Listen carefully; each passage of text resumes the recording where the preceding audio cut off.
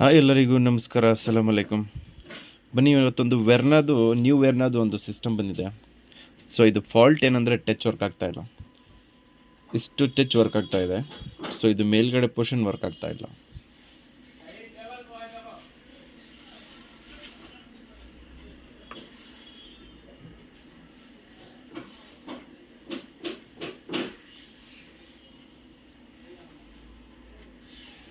So ನೋಡಿ, ಇದು ಮೇಲ್ಗಡೆ ಪೋರ್ಷನ್ ಸರಿಗೆ ವರ್ಕ್ ಆಗ್ತಾ ಇಲ್ಲ.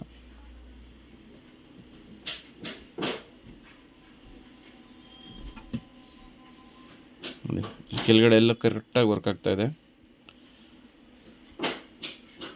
ಬಟ್ ಈ ಪೋರ್ಷನ್ ವರ್ಕ್ ಆಗ್ತಾ ಇಲ್ಲ. ಸೊ ನಮ್ಮ ಹತ್ರ ಟಚ್ ಇದೆ. ಇದು ಟಚ್ ರಿಮೂವ್ ಮಾಡಿ ತೆಗ್ದು ಬೇರೆ ಟಚ್ ಹಾಕಿ ಚೆಕ್ ಮಾಡ್ಕೊಳ್ಳೋಣ.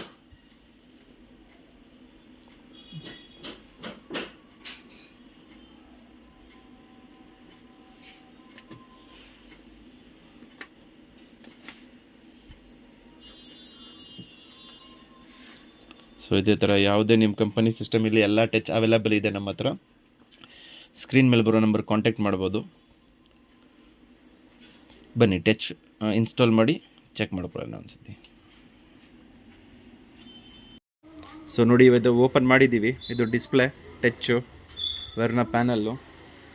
ಸೊ ಇದು ಯಾವುದೇ ವೆರ್ನಾದೇ ಇರಲಿ, ವೆರ್ನಾ ಮತ್ತು ಕಿಯಾದು ಟೈಮ್ ಕೊಡಬೇಕಾಗುತ್ತೆ ಕಸ್ಟಮರು. ಯಾಕಂದರೆ ಇದು ಟಚ್ಚು ರಿಮೂವ್ ಮಾಡೋದಕ್ಕೆ ತುಂಬ ಕಷ್ಟ ಇದೆ. ಸೊ ನೋಡಿ, ಮಧ್ಯದಲ್ಲಿ ಇದು ಲಿಕ್ವಿಡ್ ಬರುತ್ತೆ ನೋಡಿ, ಇದು ಹಳೆ ಟಚ್ಚು. ಮಧ್ಯದಲ್ಲಿ ಗಮ್ ಟೈಪ್ ಲಿಕ್ವಿಡ್ ಬರುತ್ತೆ. ಸೊ ಅದು ರಿಮೂವ್ ಮಾಡೋದಕ್ಕೆ ಸ್ವಲ್ಪ ಟೈಮ್ ಹಿಡಿಯುತ್ತೆ. ಸೊ ಟೈಮ್ ಕೊಡಬೇಕು. ಇದು ಬಂದ್ಬಿಟ್ಟು ಹೊಸ ಟಚ್ಚು.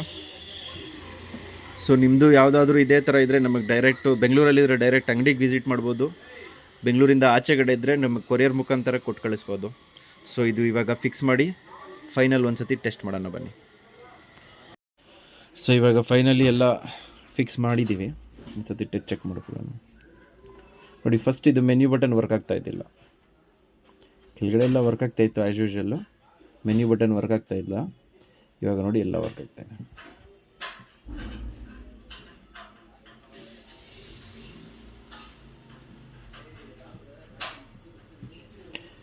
ಇದೇ ಥರ ಕಂಪನಿದು ಯಾವುದೇ OEM ಸಿಸ್ಟಮ್ ಇರಲಿ, ನಮ್ಮ ಹತ್ರ ಟಚ್ಚು ಸಿಗ್ಬಿಡುತ್ತೆ. ನಮಗೆ ಕಾಂಟ್ಯಾಕ್ಟ್ ಮಾಡ್ಬೋದು ನೀವು. ಕಾಂಟ್ಯಾಕ್ಟ್ ನಂಬರ್ ಡಿಸ್ಪ್ಲೇ ಮೇಲೆ ಹಾಕಿರ್ತೀನಿ. ಸೊ ನೋಡಿ, ಈ ಥರ ಬರುತ್ತೆ ಇದೆಲ್ಲ.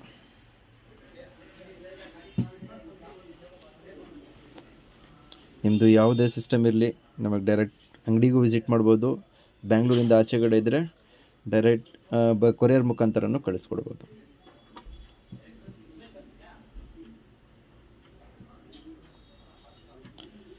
Thank you so much for watching. ನಮ್ಮ ಚಾನಲ್ಗೆ ಲೈಕ್ ಮಾಡಿ, ಸಬ್ಸ್ಕ್ರೈಬ್ ಮಾಡಿ.